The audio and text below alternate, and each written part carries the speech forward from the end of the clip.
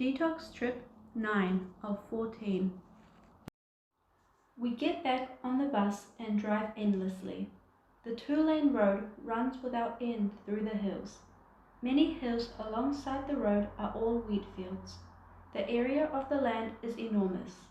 As the harvest is done with outrays after sowing seeds, the women here go out to work in the fields or weave carpets, while the men get together and chat over tea.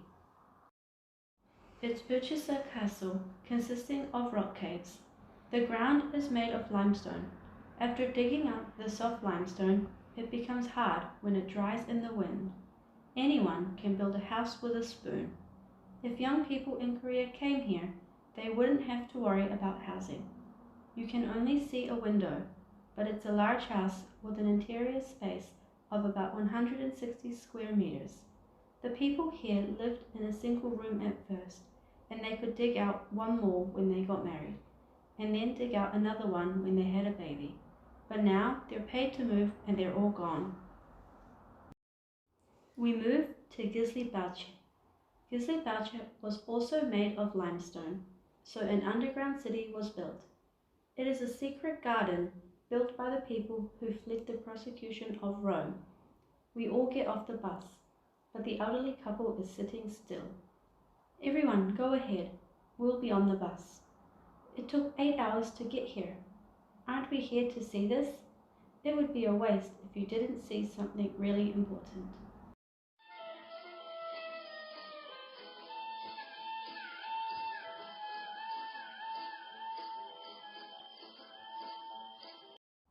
The old man is staring at me in my face.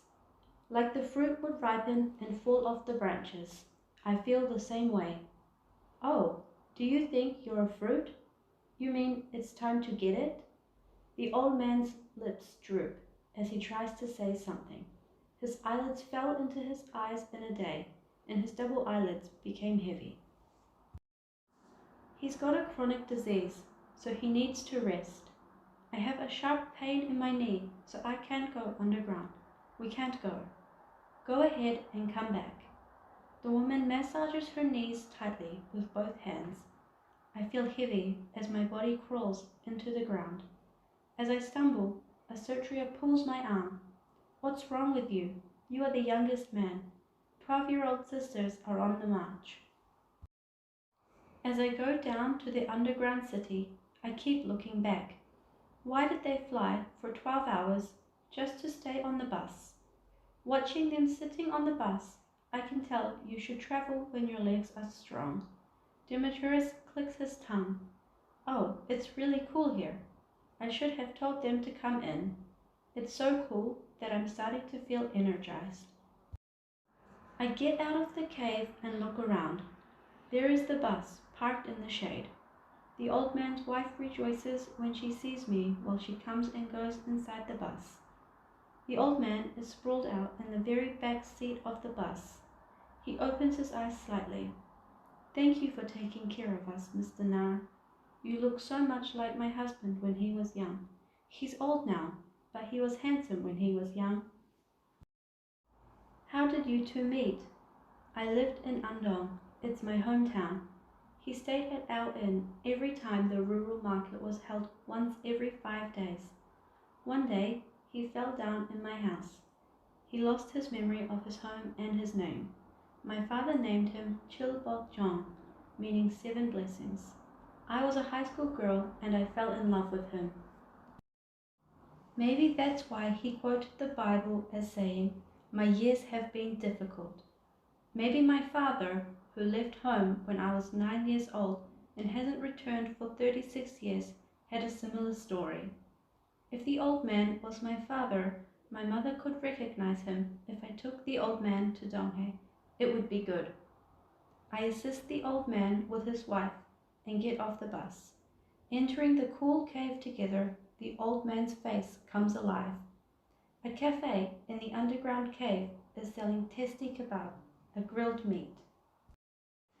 I'll treat all of us some wine today. I feel happy as I pass wine glasses to each table. Every time we get on the bus, it's our guide Matthew's class. Everyone seems to be sleeping with their eyes closed, but Matthew still gives a lecture enthusiastically whether or not they listen. Turkish leader Mustafa Kemal went to his uncle's house after his father died when he was in the second grade of elementary school. He went to a military high school and the math teacher had the same name, so he gave him the nickname Kemal. Kemal means complete in Arabic. He entered the Royal Military Academy in Istanbul, where it was the center of the anti-government protests against tyranny. He was monitored by his superiors for his progressive attitude in Syria. Then, when he was serving in Bulgaria, he went through World War I in 1914. He achieved brilliant results of defensive strategy and guerrilla operations in the narrow strait, which was used by Constantine during the war. Even though General Pasha Bakr asked him to withdraw, Kemal addressed his troops as follows: "If you don't get up with your shoelaces tied, the Turks will disappear." Thanks to his speech, the soldiers regained their fighting spirit. For 1 year, he toured the battlefield and gave speeches, and when military supplies ran out, Lenin provided them. He said he wouldn't give up 3% of Turkey's land on the Greek side, even if he died. He's the first president, Mustafa Kemal.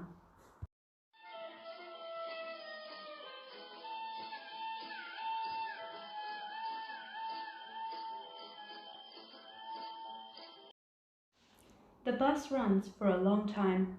It runs for hours and hours. I don't know where I'm headed. When I open my eyes, long vineyards and wheat fields continue beyond the bus window. Matthew must be asleep too. He is quiet. I can hear the microphone in a moment. Most of the people sleeping on the bus are looking around with their upper body erect. After a while, we'll arrive in Caravanserai. When Sultan Mehmed II was 20, he built the last stop of the Silk Road.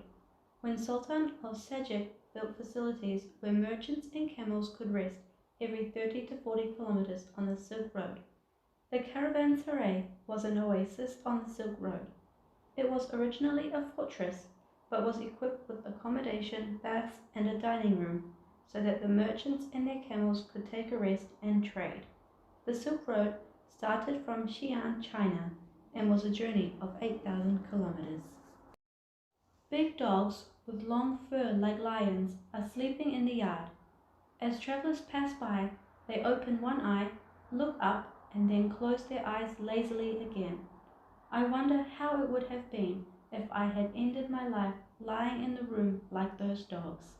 Yeah, I think today is the last day of my life, and I'll do my best. Carpe diem. I'm going to enjoy this moment. I shout with my heart and clench my fists.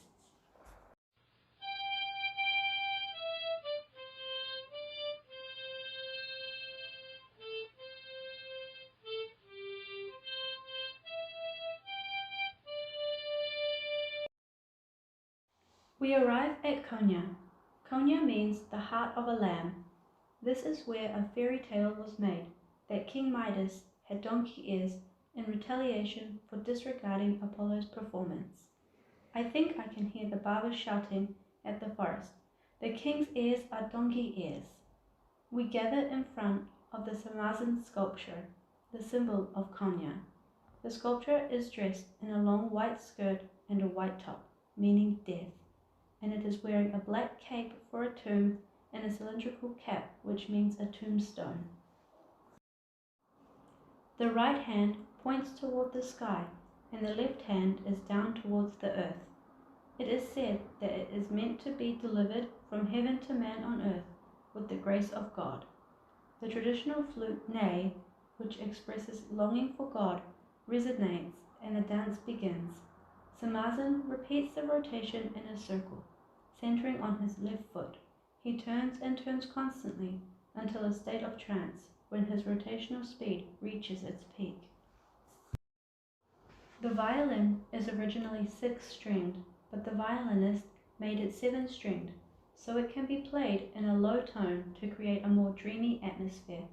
A sutriya poses exactly like the Samazan sculpture, and then she raises her right arm and starts spinning.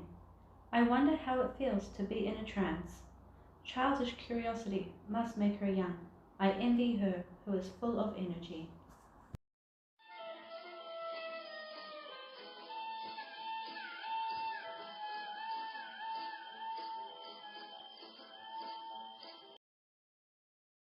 I'm going to show you an Islamic movie while we're on the bus. The title of the movie is Osama. The marriage system in Turkey was originally monogamy, but it was changed to polygamy to relieve women who became widows during the war. The movie begins with a scene where children jump rope. Two children hold a rope from each side and turn it around, and the other children jump through it, which seems to symbolize the rainbow. Once upon a time, after passing under a rainbow, a boy became a girl, and a girl became a boy. The boy, who had 4 sisters, passed under the rainbow and prayed to be a girl. He prayed not to work. In the movie, the mother who heard the legend of the rainbow from the grandmother speaks bitterly of Layla. If you don't work, we'll all starve. The mother cut off the main character's hair and disguised her as a boy. The girl who became a boy was taken to the battlefield of Bin Laden. When the Taliban comes, all the women here hide their faces with burqa. They don't even talk to men. But the girl who was living among the men was caught dressing like a boy. The court in Kabul ruled that the girl dressed as a boy should be executed as a pagan. However, when a local prestigious old man comes forward to marry the girl, marriage is declared instead of capital punishment. On the day before the wedding, the old man's wives sing songs that curse the Taliban, bathing and dressing the girl. Lovely Layla, a bud that doesn't bloom. Layla, the name lingers in my mouth, hurting my throat. The sound of a thumping jump rope on the ground keeps ringing in my mind. I wished Layla didn't lose hope like a rainbow. Compared to Layla's life, I think I have lived to the fullest. If there is another life, I'd want to be born in Turkey. We can travel Europe and Asia on foot.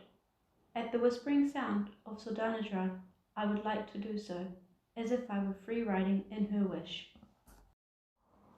We arrive at Karethbash, Cherry Garden. Before the movie ends, here is the story of a wise grandpa, Hausa.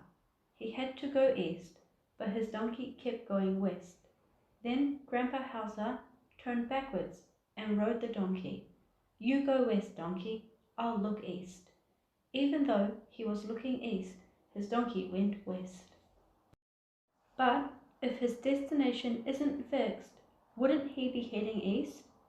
I think it seems to be a very philosophical issue. As expected, Asotria begins to insist on her nickname being justified.